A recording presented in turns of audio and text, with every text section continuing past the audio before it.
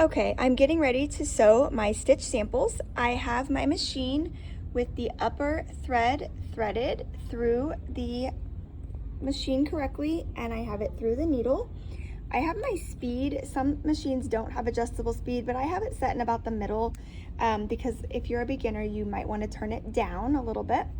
I have my stitch length set at about 2.5. I can move that up and down and adjust it, but for a basic stitch, you want it about 2.5.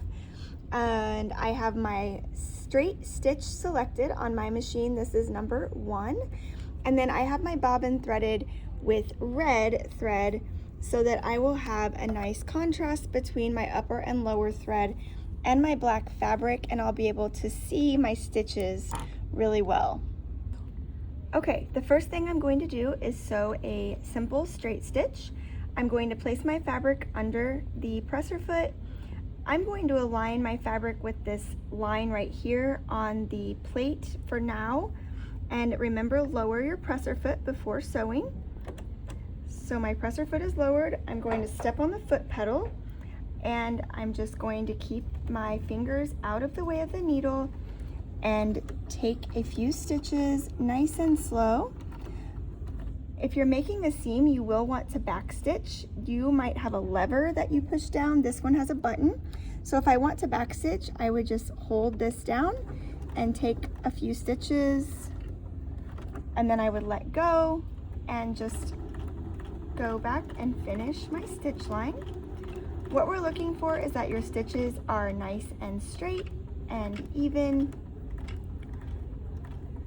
When you get to the end of the fabric, you don't want to sew off the edge or it might jam your machine up. You can reverse again to practice that back stitch that you will do at the back of every seam. And then we will raise the presser foot and pull our fabric out. I have a cutter on the side of my machine that I'm going to use, but I also like to keep a pair of little scissors nearby and clip my threads as I go. It just makes it easier. So you can see I have a nice line of straight stitching, and I shouldn't see much red on this side. That means my bobbin thread is showing through. I don't see a lot, so it should be good. The back side, you should not see any loops or loose stitches, and it looks pretty good as well. Now I'm going to adjust my stitch length and do a basting stitch. So I'm going to put my fabric back under the presser foot. I'm going to lower the presser foot, and I'm going to adjust my stitch length all the way up to 5. A basting stitch is anywhere between 4 and 5, but I like them really long. That way they're easy to take out. So I have my stitch adjusted, I have my presser foot down, I'm just going to sew. On a basting stitch, you usually are going to remove it later, so you don't need to backstitch at the beginning and end because you don't really want it to stay.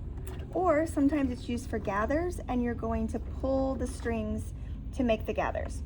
So I'm going to get to the end of my fabric, lift my presser foot, and I'm actually going to leave the tails on this one because if I were using this for gathers, I would pull on my string and be able to gather my fabric up.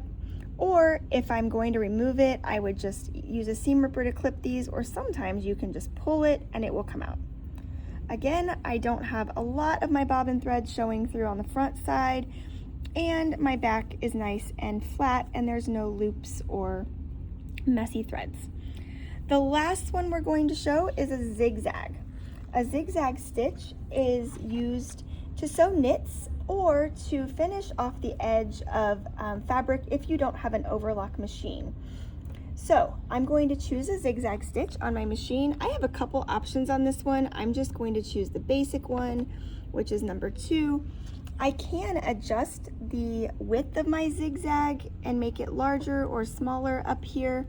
This is just going to depend what you're using it for. I'm going to set it at about 3, and then your stitch length can also be adjusted for this. I'm going to put it at about 2. I'm going to lower my presser foot, and then I'm just going to sew. It's going to move the needle back and forth, left to right, so it seems a little weird at first. but it is making a nice zigzag stitch on the fabric.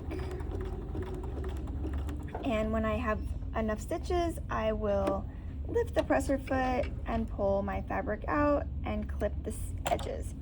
Again, make sure your stitches are nice and even and the back looks nice and doesn't have any loops. Now you have practiced the 3 main stitches.